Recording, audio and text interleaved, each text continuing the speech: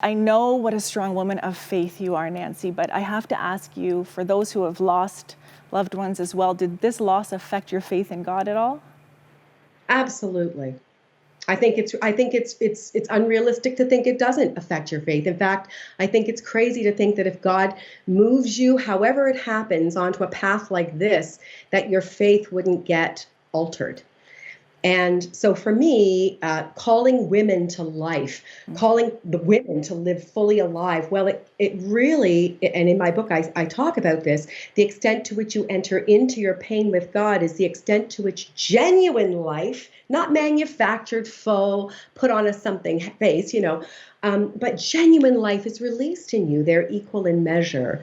And so I absolutely, through the death of my beloved, incredible son, and he was doing a dual major in graduate school at Harvard, this has shaken me to the core. And this has driven me to God in ways that I never expected, actually, in ways that have at times not scared me, but have created layers of complexity, or maybe realization of the complexities of God and the infinite, the infinity of God, that I really was a little bit naive about, I think. There are so many people right now who are in similar situations, especially as they're approaching the Christmas season, which you are about to approach, and you are approaching. How are you dealing with the complex emotions you're having right now, and are you finding the ability to have a sense of peace in this season? Would you just share a little bit more about your journey right now? Absolutely. I think so. I'm a ministry leader. I've been in leadership all my life. Long before I started the ministry, Nancy Hicks Live, I've been in leadership.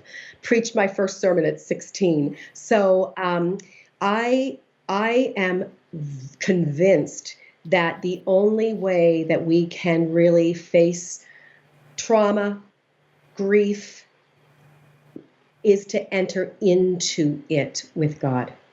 And that means that I am going to face what I actually am feeling. I'm going to be present with where I actually am, not what I imagine myself to be or what I imagine I ought to be, but actually who I am and where I am. Because if I'm facing what is true, then I am turning toward God. If I'm denying what is true, I'm trying to be the good Christian, I'm trying to be, you know what? I am turning away from what is true. I am turning away from God, who is truth. So for me, entering into the pain, the anger, the disillusionment, the what I said earlier, the complexities of theology, the complexities of this God who is transcendent and, yes, immanent, I think that for me is where I'm going to find peace. I can wrestle it out with God, and I can be present to what is true without sabotaging people around me, or without sabotaging ultimately my relationship with God. I think the only way, it's not a sort of a pseudo invitation. It's not permission. It's necessary.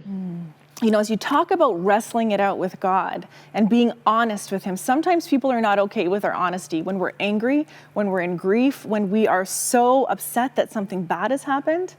Tell me about why, how do you, as we face that, tell me about how you are able to be honest with God, because we can't often be honest with others. It really does upset other people when we tell them how upset we really are. You know what? I think people find it very disconcerting, especially when I have loved and followed Jesus Christ my entire life. I adore God. And I have lived my life for God. Even when I was in the secular space, the marketplace, I knew why I was at QVC. I knew why I was in theater in Toronto. So it was never like a question that I was living my life for God. So in this place, I think people find it really difficult when you've been the teacher and the preacher and the speaker. They find it difficult to hear you say things like, someone asked me the question, "Are you angry?" I said, no, I'm not angry. I'm furious. And then I've come to understand through grief counseling, I've had other feelings that have emerged through the loss of David, that I actually have a lot of rage inside of me. And that freaks people out. Are we allowed to be angry? Are we allowed to have rage? Oh my gosh, what's she going to do with that? And my whole thing is, listen, I am where I am. I violently reject in my soul that the world is as it is. And if as followers of Christ, or if you're not a follower of Christ, if you're just someone looking in and going, I don't get it. How is this this doesn't even seem honest. I think you should say that, because I think being honest is so critical. It is where, in fact, God abides, in that deep, honest reality, rock bottom reality. And so I think, again, being honest with, if you're not going to deal with that stuff and pull it out and sit with God, or lie on the floor and pound the floor, which I do, I wail with a voice I've never heard come from this body. I do this mostly in private, by the way. But these are the things that I'm able to get out of my body, extract it from my body. I'm a demonstrative woman. It'd be ridiculous to think that when something like this has happened, that I wouldn't have these kinds of emotions. That's just ridiculous. It's impossible. Even knowing God is still who God has said God is, not who I imagine He's said who He is, but who God actually is. And I still love Him. And I have sat with God and said, where else am I going to go? You hold the keys to life, as Peter said in Caesarea Philippi. You hold everything. And I have loved you. I don't know where else to go. I've loved you my whole life. And this has happened, and I don't know what to make of it, but I do believe you are who you say you are. And I'm not going anywhere, and neither is God. Yes, He is not going anywhere, especially in the midst of our grief and those times when we have such heavy emotions. Nancy, these words are so important for so many who are struggling with grief right now, who have raw, strong emotions about what they've experienced. And if you had something to say to them over this holiday season right now, what words of encouragement would you give? Be present.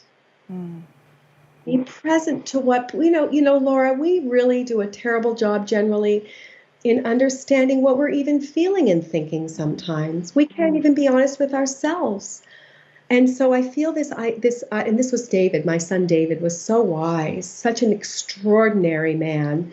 And this whole idea of being present to what is happening, to what you're feeling, to what it is you need. Right now, someone invites you to something and you go, yeah, I think I'd like to go. And then the time comes and you're like, I don't think I can today.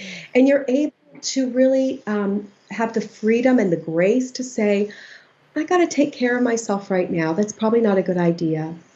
Or I can do this, I can't do that.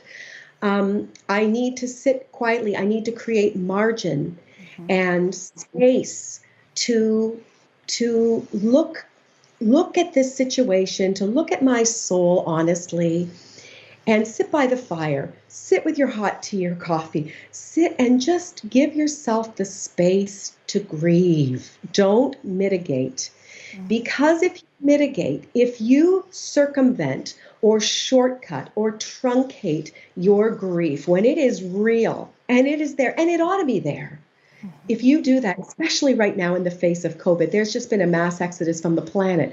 If we act like this doesn't have an impact on us, then we are short-circuiting, mitigating, truncating genuine life. We are forfeiting the opportunity to meet the living God in our pain and let Him do what He does best, which is to resurrect what is dead in us.